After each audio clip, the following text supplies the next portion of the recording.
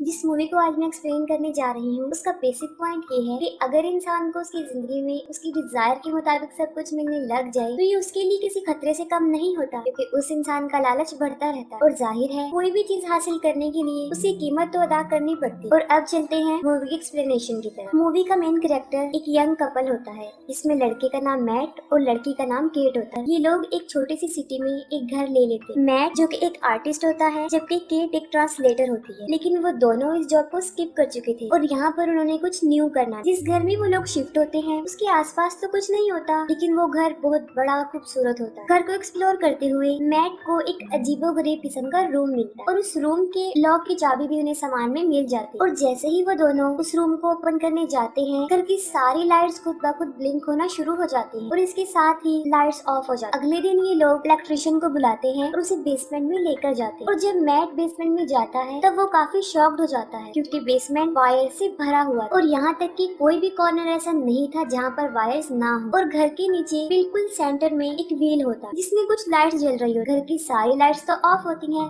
लेकिन वो लाइट्स जल रही होती है। इलेक्ट्रिशियन को ये सारा सेटअप काफी अजीब लगता है और इसीलिए वो उनकी कोई भी हेल्प नहीं कर पाता। लेकिन जाते जाते वो मैट को कहता है कि मैं हैरान हूँ कि आपने ये घर खरीदा, क्योंकि बहुत टाइम से ये खाली पड़ा हुआ है। और एक अजीब बात वो बताता है कि अब से पहले जो लोग यहाँ पर रहते थे उनका यहाँ पर मर्डर भी हुआ। ये सुनते ही मैट काफी डर जाता है और वो सोच में पड़ जाता है कि हम एक ऐसे घर में रह रहे हैं जहाँ पर किसी का मर्डर हुआ और जाहिर है उन लोगों के लिए ये काफी डेंजर था। ये सब बातें वो केट से डिस्कस नहीं करता और खुद नेट पर सर्च करता है। तब उसे पता चलता है कि 1975 में एक लड़के ने इस घर में रहने वाले कपल को मार दिया था, लेकिन उन्हें मारने की रीजन आज तक पता नहीं चली और उसके बाद उस लड़के को एक मेंटल असाइलम में भेज दिया गया। इन सब बातों के बाद मैट एक लैंप लेकर अकेला ही इस रूम में बैठा रहता है और वो विश करता है कि काश मेरे पास एक और ड्रिंक की बोतल। और तब उसके पास पड़ा हुआ लैंप ब्लिंक करता है और कुछ देर के लिए लाइट चली जाती है और जब लाइट आती है तब उसके सामने वाइन की एक बोतल पड़ी होती है, जिसे देखकर वो काफी डर जाता है कि ये क्या हुआ। और वो बोतल एग्जैक्टली उसकी बोतल जैसी ही होती है। नेक्स्ट मॉर्निंग जब केट उठती है तो वो देखती है कि घर की सारी लाइट्स ब्लिंक कर रही हैं और वो मैट को देखने के लिए उसी रूम में जाती है। और जब केट उस रूम में जाती है तब वो देखती है कि वो रूम मुख्तलिफ चीजों से भरा हुआ है, जिनमें पेंटिंग्स होती हैं, ड्रेसेस होती हैं और भी अलग तरह की चीजें होती हैं। और तब मैट उसे रियलिटी बताता है कि ये रूम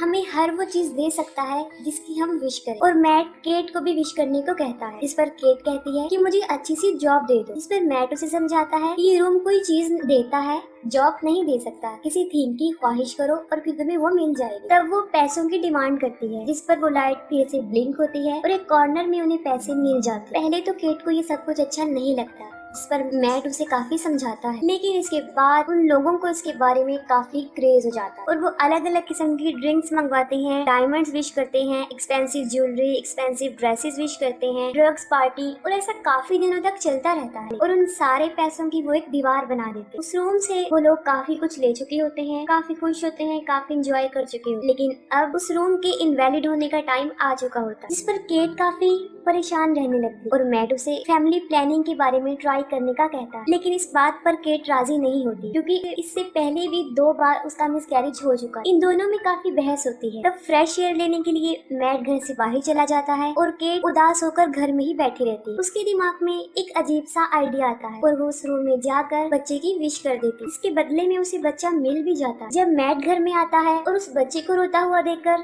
काफी हैरान हो जाता है और केट पर शाउट करता है कि हमने सिर्फ चीजों को विश करना था, किसी इंसान को नहीं। ये तुमने क्या किया और इसका अंजाम क्या हो सकता है। वो दोनों इमोशनली काफी वीक हो चुके थे और बच्चे को दोबारा गायब भी नहीं कर सकते। मैट इस घर में होने वाले मर्डर की आर्टिकल इंटरनेट पर देता है। तब उसे पता चलता है कि किलर का नाम जॉन डो था और इसी रूम के कहने पर ही उसने उन्हें मारा था और उस किलर से मिलने मेंटल असाइलम में जाता है। मैट जब वहाँ पर पहुँचता है तब जोंडो को पता चलता है कि ये लोग उसी घर में रह रहे हैं, जिस पर वो कहता है कि जितना जल्दी पॉसिबल हो सके उस घर को छोड़कर चले जाओ। घर वापस जाते हुए मैट अपनी गाड़ी में पेट्रोल फिल करवाता है और जब वो अपनी पॉकेट में हाथ डालता है तब वो देखता है कि वहाँ पर पैसे नहीं है बल्कि मिट्टी है। और यहाँ पर उस रूम के बारे में एक बड़ा सीक्रेट पता चलता है और वो ये है कि उस रूम से विश की गई चीज अगर उस घर से बाहर जाएगी तो वो डिस्ट्रॉय हो जाएगी। वो भागकर घर वापस आता है और फिर से पूरे घर को एक्सप्लोर करता है। उस वजह को जानने की कोशिश करता है कि ऐसा क्यों होता है, आखिर इसके पीछे लॉजिक क्या है। लेकिन उसे वायर्स के अलावा वहाँ पर कुछ नहीं मिलता और यही नहीं, उस बेसमेंट के अलावा पूरे ही घर में वायर्स होते हैं। वो बच्चा काफी रो रहा होता है जिस पर केट उसे बाहर लेकर जाती। मैट उसे मना करता है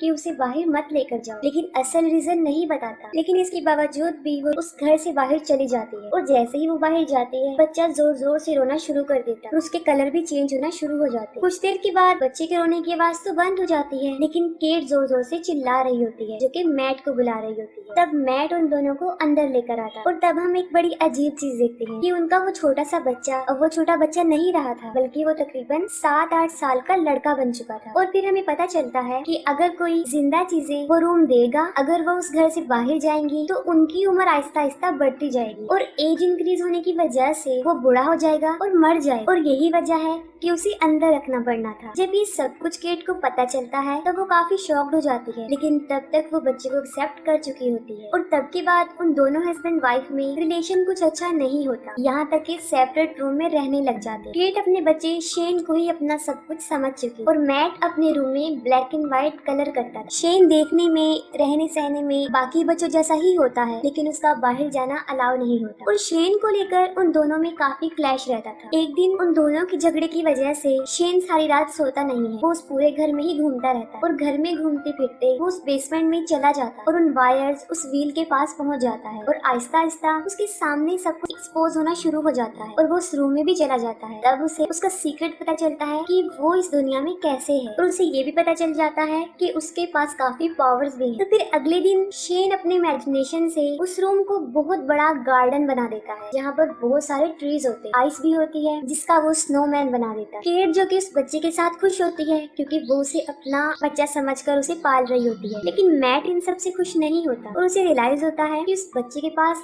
काफी पावर्स जिसका इस्तेमाल करके वो कुछ भी कर सकता है। और यही नहीं, वो बच्चा उनके लिए किसी खतरे से कम नहीं था। इसी दौरान मैट के पास मेंटल असाइलम से जॉन डो का फोन आता है और वो अपनी रियलिटी बताता है कि उसने क्यों उस कपल को कत्ल किया। वो कहता है कि मैंने उस कपल को इसलिए मारा था क्योंकि उन लोगों ने उस रूम से एक बच्चा विश किया और वो बच्चा कोई और नहीं बल्कि जॉन डो ही होता। और अब जबकि वो बड़ा हो चुका था, उसे बाहर भी जाना था, चीजों को एक्सप्लोर भी करना था और एक नॉर्मल इंसान की तरह जिंदगी गुजारनी थी, लेकिन उसके लिए काफी रेस्ट्रिक्शन। तब रूम उसे कहता है कि तुम्हें बाहर जाने के लिए उसी को मारना पड़ेगा जो तुम्हें इस दुनिया में लेकर आया, और यही वजह है कि वो विश करने वाली औरत को ही मार देता और इसके साथ साथ उसके हस्बैंड को भी मार देता और इसी वजह से वो जेल में भी चला जाता। ये सारी कन्वर्सेशन केट दूसरे फोन से सुन लेती है और गुस्से में गाड़ी लेकर घर से चली जाती है कि उसने कितनी बड़ी गलती कर। लेट नाइट वो घर ही नहीं आती और ड्राइव करती रहती है और घर पर शेन अपनी मदर के लिए पूछ रहा होता है, इस पर मैट को काफी गुस्सा आता है। तब मैट उसे रियलिटी बता देता है कि तुम्हें हमने उस रूम से विश किया था और अगर तुम इस घर से बाहर जाओगे तो 5 मिनट में तुम बड़े होगे और बूढ़े होकर मर जाओगे। और तब वो उसे घसीटते हुए जानबूझकर दरवाजे के पास लेकर आता है, लेकिन फिर उसे इस बात का एहसास होता है कि जो भी है तो वो एक बच्चा ही, जिस पर वो उस बच्चे से सॉरी कहता है और उसे एक स्टोरी सुनाता है और वो बिल्कुल ऐसे ही हो जाते हैं जैसे बाप और बेटा। और जब आधी रात को केट घर वापस आती है तब वो उन दोनों को साथ देखकर काफी खुश हो जाती है कि आफ्टर ऑल मैट ने उस बच्चे को एक्सेप्ट तो किया। फिर मैट की आँख खुल जाती है और वो दोनों रूम में अकेले होते हैं और शेन उन दोनों को दरवाजे के बाहर से देख लेता है और वो अपने दिल में अपनी मदर के लिए एक अट्रैक्शन को फील करता है और उसे सारी रियलिटी भी पता चल जाती है। और अगले दिन जब वो घर से बाहर जाता है और जब अंदर वापस आता है तो एक 17-18 साल का लड़का बन चुका होता है और अंदर आकर वो मैट को मारने की कोशिश करता है। इस दौरान केट को चोट लग जाती है और वो बेहोश हो जाती है। जब केट होश में आती है तब मैट उसे बताता है कि हम दोनों के दरमियान फाइट हुई थी और इसी दौरान वो मर गया। और ये सुनकर वो दोनों काफी दुखी हो जाते हैं कि कुछ दिनों के लिए हमें एक बच्चा मिला था और वो चला गया है। तब केट उसे कहती है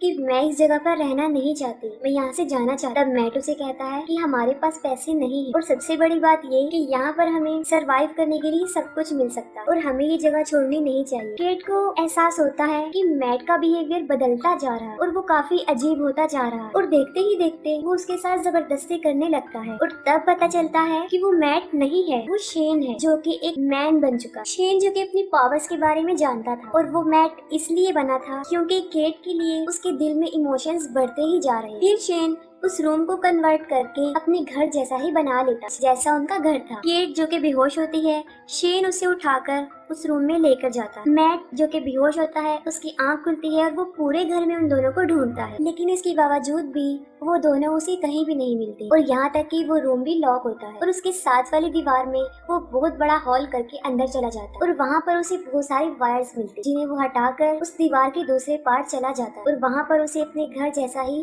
सारा एनवायरनमेंट नजर आता है। और तब मैट समझ जाता है कि सारा किया धरा शेन का है और द गेट के सामने दो दो मैट आ जाते हैं, जिस पर वो काफी कंफ्यूज हो जाती है और यहाँ पर वो शेन को बुलाती है, जिस पर वो रिस्पॉन्स करता है। तब उसे पता चल जाता है कि असली मैट कौन है और शेन कौन है और केट मैट को लेकर वहाँ से भागने लगती है, लेकिन वो सब कुछ शेन की पावर से हो रहा था। वो पूरे घर का सेटअप चेंज करना शुरू कर देता है और उन्हें भागने का कोई रास्ता ही नहीं मिला। जो असली मैट था वो तो घर से बाहर भाग रहे हैं, जिस पर शेन भी उनका पीछा करता है, लेकिन तब तक वो लोग उस दीवार को पार करके असली घर में आ जाते और उनके पीछे पीछे शेन भी असली घर में आ जाता है और तभी मैट उसे खींचकर घर के बाहर लाता है और तभी केट दरवाजा बंद कर देती है। काफी देर बाहर रहने की वजह से उसकी उम्र बढ़ती जाती है और वो एक ओल्ड मैन बन के वहीं पर मर जाता है। इन सब के बाद केट काफी डिस्टर्ब रहती है और फिर वो उस घर को छोड़ देते हैं और इसके साथ ही मूवी एंड हो जाती है।